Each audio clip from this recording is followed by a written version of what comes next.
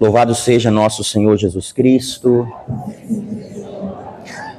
Gostaria de iniciar a homilia de hoje trazendo essa belíssima oração que fizemos no início da nossa celebração, a oração do dia para esta Eucaristia. O texto diz: ó Deus, que unis os corações dos vossos fiéis no único desejo, concedei ao vosso povo amar o que ordenais e esperar o que prometeis. Essas primeiras palavras nos recordam Santo Agostinho, que dizia: dai-me o que me pedes e pedes o que quiseres. Essa oração Santo Agostinho fez a Deus. Dai-me o que me pedes e pode pedir o que tu quiseres. Estarei pronto para corresponder à tua vontade. Na continuação do texto diz: para que na instabilidade deste mundo nossos corações estejam ancorados lá onde se encontram as verdadeiras alegrias. Queridos irmãos, nessa vida nós estamos, e esse entendimento todos nós precisamos ter, nesta vida nós estamos preparando a verdadeira vida, que é a vida eterna. Nós precisamos ancorar a nossa vida, como nós acabamos de escutar, nas verdadeiras alegrias. E qual é a verdadeira alegria? A verdadeira alegria é Deus. A verdadeira felicidade, o que o teu coração mais anseia, é um dia estar na presença de Deus. Nós precisamos realmente, pela força da graça de Deus, pela força do Espírito, buscar as coisas do alto. Alçar o nosso olhar para as coisas de Deus, o nosso coração e todo o nosso ser. Nós, normalmente, infelizmente, por causa do pecado, os nossos sentidos, eles facilmente se afeiçoam às coisas da terra. Aquilo que é instável, como nós acabamos de escutar. Nós precisamos tirar o nosso coração da instabilidade, porque neste mundo nós vamos encontrar instabilidade, e todas as vezes que você colocar o seu coração nas coisas deste mundo, o seu coração vai continuar sempre vazio, porque nada que o mundo nos oferece consegue preencher o nosso coração. É instável. Colocou o teu coração nas coisas deste mundo, a experiência que você vai viver é a experiência de vazio, porque esse mundo é realmente instável. As verdadeiras alegrias, ou seja, ancorar aquela imagem que quem esteve no renascer deste ano, no retiro de carnaval da comunidade, se recorda do Moisés falando na pregação. Nós precisamos ancorar, né? Lançar a âncora no céu. A gente, evidentemente, se recorda para que serve uma âncora. A âncora, ela é um recurso para a sustentabilidade de um navio. Nós lançamos para baixo. Mas é muito importante aqui, eu trago essa imagem do Moisés, que a gente deve realmente usar essa imagem da âncora para lançá-la para o céu, para Deus. Lançá-la para Deus. E quanto mais nosso coração estiver unido a Deus, nós teremos um coração mais reto, buscando a verdade. Porque o nosso coração deseja a verdade. O que é que você busca nessa terra? A felicidade, a verdade, mas a verdadeira felicidade. A verdade, de fato, a verdade objetiva. Porque o nosso problema hoje, o problema da sociedade hoje, o problema que nós vivemos e todos nós passamos por essa tentação, principalmente nós desse tempo, todos nós achamos, muitos de nós, melhor dizendo, achamos que existem diversas verdades. O que é que a gente está falando com isso? Quando você diz que existem diversas verdades, você, na verdade, está dizendo que a verdade não existe. Você relativizou a verdade. Existe uma verdade objetiva. O problema nosso é que a gente quer estabelecer as nossas verdades, entre aspas, né, pseudo-verdades, como critérios e vivemos a nossa vida a partir desses critérios que vão nos levar a nós nos afastarmos de Deus. Então, vejam, a busca da verdade, porque tudo que Deus criou é bom. Vejam, encontrar a beleza das coisas que Deus criou, mas o que nós fazemos? Pelo contrário, nós não encontramos a beleza nas coisas que Deus criou. Nós começamos a estabelecer uma relação com as coisas que Deus criou de modo idolátrico. Portanto, a gente faz com que essas coisas percam o seu verdadeiro sentido. Tudo que Deus criou é bom, mas eu posso pegar tudo que Deus criou e posso torná-lo mal. Não objetivamente mal, porque o que Deus criou é sempre bom. Deus criou as coisas boas, mas nós muitas vezes podemos se relacionar com tudo que Deus criou de modo desordenado. Por isso que é importante, e quis trazer para vocês, vejam que uma oração se tornou uma pregação. Como a gente precisa estar atento ao que Deus está nos falando, né? O que Deus está nos falando. Ancorar o coração nas verdadeiras alegrias. Portanto, se eu estou dizendo que existem verdadeiras alegrias, existem as falsas alegrias. Se eu estou falando que existe instabilidade, é porque, na verdade, existe a estabilidade que só Deus pode nos dar. Antes de nós entrarmos na liturgia de hoje, a segunda leitura de hoje é a continuação da segunda leitura do domingo passado. Eu queria começar essa homilia, ou a reflexão dos textos propostos para hoje, com o texto da semana passada, porque, na verdade, é uma continuação. E nos ajuda realmente a refletir sobre o que Deus quer nos falar. Diz assim, o texto da segunda leitura do capítulo 12, versículos 1 e 4 da carta aos Hebreus, do domingo passado. Diz assim: rodeados como estamos por tamanha multidão de testemunhas, deixemos de lado o que nos pesa e o pecado que nos envolve. Deixemos de lado o que nos pesa, e aqui você precisa parar para pensar o que tem pesado sobre a tua vida. O que tem prostrado você. Deixar de lado o que nos pesa e o pecado que nos envolve. E aqui o autor continua: empenhemo-nos com perseverança no combate que nos é proposto, com os olhos fixos em Jesus. Empenhemo-nos com perseverança. Precisamos nos empenhar. Precisamos fazer a nossa parte. Só você pode mudar. Quando eu digo só você, pela sua liberdade, só você pode mudar as situações que acontecem na tua vida. Deus, com a sua graça, derrama abundantemente sobre nós os meios, mas somente eu posso mudar. Somente eu posso assumir essa graça e deixar Deus agir na minha vida. Eu preciso me empenhar. Empenhemo-nos com perseverança no combate que nos é proposto, com os olhos fixos em Jesus, que em nós começa e completa a obra da fé. Que consolação é saber que a obra da fé, quem começa e conclui é o próprio Deus. Isso é uma consolação.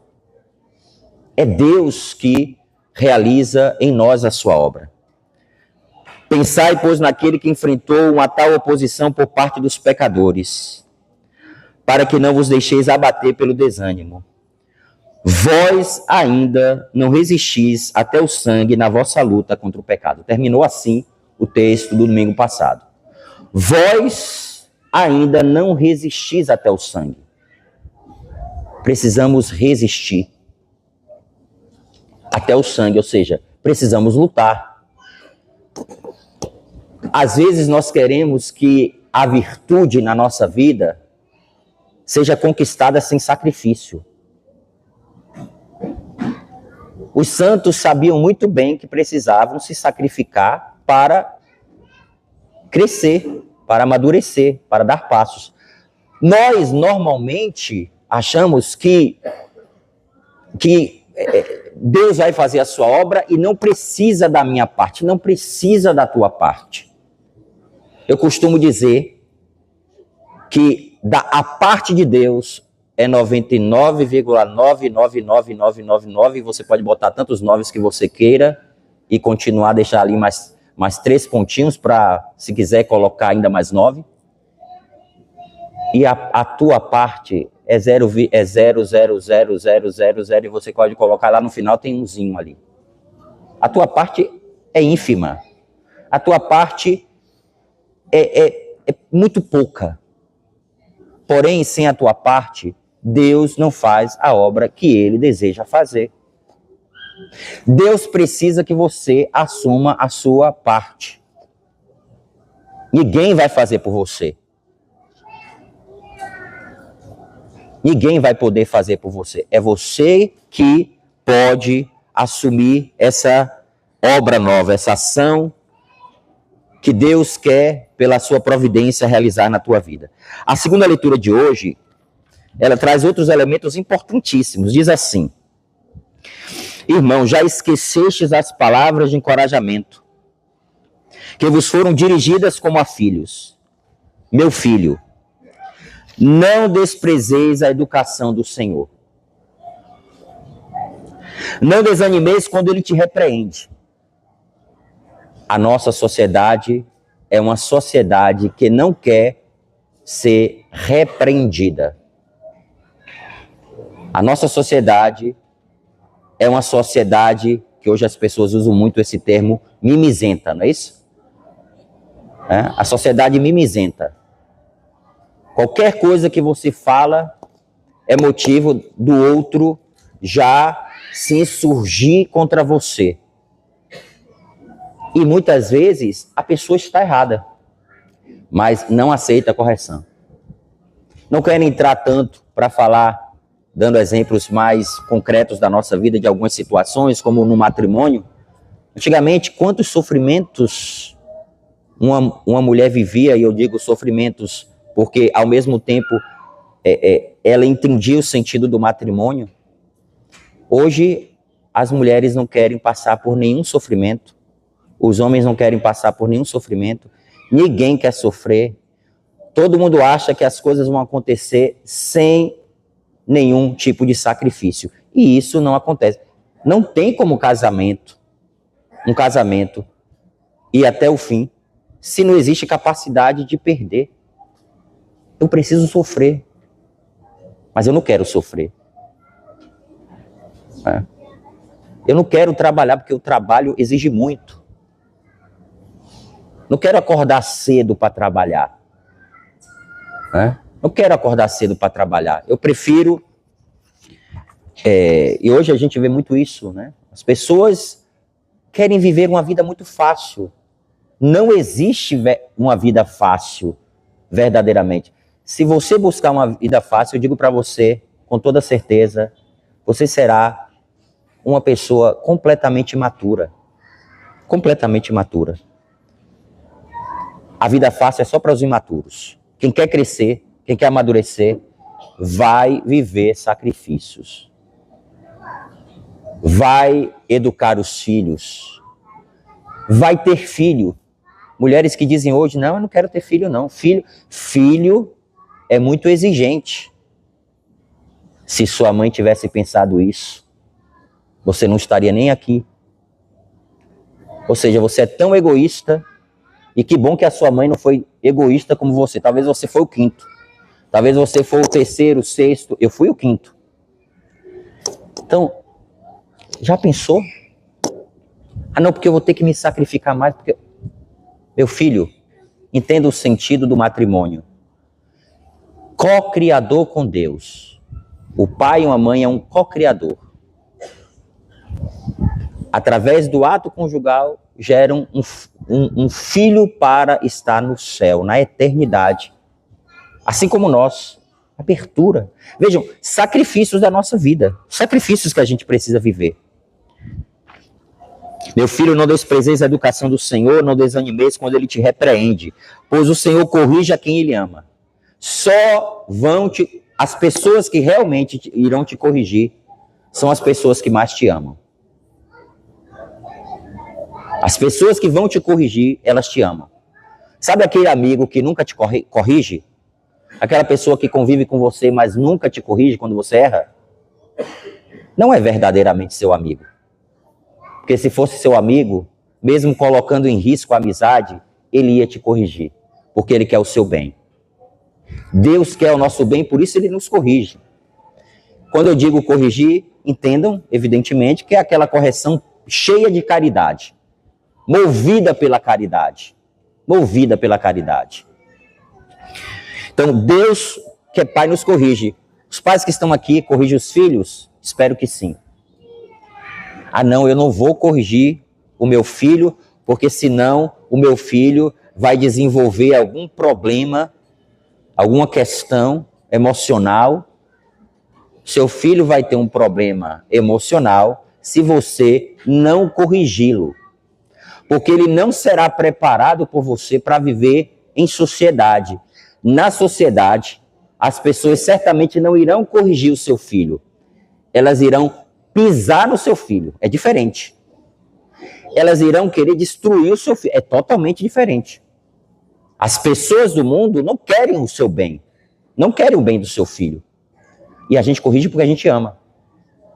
Então, essa ideia hoje, esse conceito que a gente vê muitos psicólogos dizendo, que dá liberdade que o filho escolhe quando ele crescer. Vai escolher errado? Acredito que vocês saibam, a própria neurociência hoje fala que toda essa parte do nosso cérebro, ela é concluída quando nós temos 25 anos. Ou seja, o processo todo de desenvolvimento cerebral acontece e a gente, quando está ali no início da nossa fase adulta, se completa. Se nós estamos nesse processo, imaginemos uma criança. Como é que você não vai ditar os rumos do seu filho achando que ele vai escolher o certo? Ele não vai saber escolher o certo. Aliás, talvez os problemas dos pais atuais foi porque já não tiveram pais que realmente ajudaram a discernir, a fazer discernimentos na vida, né? A fazer discernimentos na vida. Esse é o papel do pai. E é assim que Deus nos trata. Deus não nos trata de modo paternalista ou maternalista. Deus nos trata como pai e nós precisamos ter essa atenção, né? Assim como Deus nos trata como pai, o nosso pai e a nossa mãe precisam realmente exercer a sua missão de pais e mães. Vejam a continuação do texto. Pois o Senhor corrige a quem Ele ama e castiga a quem aceita como filho. É para a vossa educação que sofreis, e é como filhos que Deus os trata. Pois qual é o filho a quem o pai não corrige? No momento mesmo, nenhuma correção parece alegrar, mas causa dor. Depois, porém, produz um fruto de paz e de justiça para aqueles que nela foram exercitados. Olha que belíssimo, né? Que belíssimo texto que a gente precisa tomar e refletir. É para a vossa educação que sofreis. Todos nós entendemos as obras que acontecem, que Deus realiza na nossa vida, que acontecem na nossa vida. Nós não sabemos tudo. O que nós precisamos é acolher. Porque existe uma pedagogia de Deus para nos educar. Então, nem sempre as permissões, ou melhor, as permissões de Deus nunca são em vista da nossa destruição, sempre em vista do nosso crescimento. Concluo essa homilia fazendo um brevíssimo comentário do evangelho de hoje. Alguém pergunta para Jesus: Senhor, é verdade que são poucos os que se salvam? Jesus respondeu: fazei todo o esforço possível para entrar pela porta estreita. Queridos irmãos, nós precisamos entender que o mundo oferece uma porta larga para a nossa destruição. Para a gente conquistar o céu, Jesus nos indica o caminho. Ele já diz para nós o caminho. É porta estreita. É a porta estreita. É o sacrifício. É a renúncia. É a oferta. É a capacidade de perdoar. É o crescimento no amor. É uma vida concretamente vivida dentro da igreja. É uma vida sacramental. É o auxílio dos meios que Deus nos dá ordinariamente, da sua palavra, da Eucaristia, da confissão, da Virgem Maria, da vida dos santos. Todos eles descobriram o caminho. E o caminho é a porta estreita. Quantas vezes a gente quer a porta larga? É mais fácil. Exige menos. Mas Deus nos dá o caminho. Então, se nós queremos a salvação, se nós queremos o céu, as verdadeiras alegrias que nós falávamos no início dessa homilia, se nós queremos realmente, a cada dia, nos configurar a nosso Senhor, nós precisamos entrar pela porta estreita.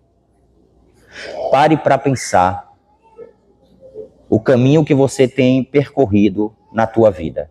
É porta estreita ou porta larga? Pare para refletir.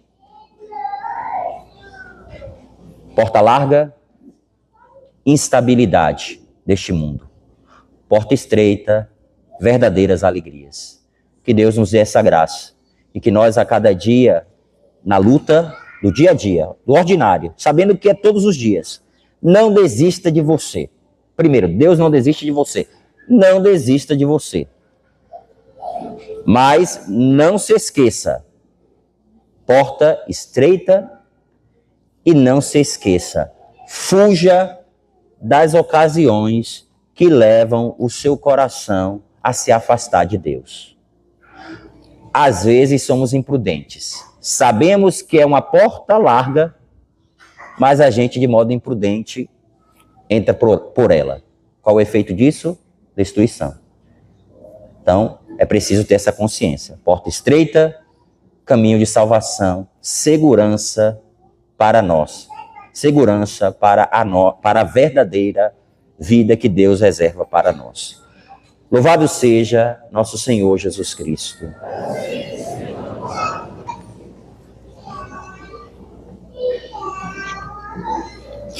Vamos ficar em pé e juntos professarmos a nossa fé.